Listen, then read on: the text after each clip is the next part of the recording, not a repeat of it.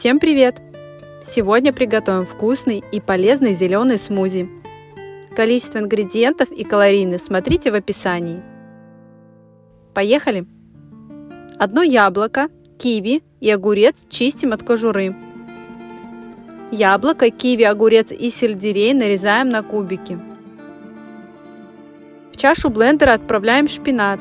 Предварительно замочите его на 20 минут. Перекладываем нарезанные фрукты, огурец и сельдерей. Вливаем 200 мл кипяченой холодной воды и измельчаем в блендере до однородной массы. Зеленый смузи готов. Из указанного количества ингредиентов у меня получилось 700 мл смузи. Если это видео для вас было полезным, подписывайтесь на канал и смотрите мои другие видео. До новых встреч!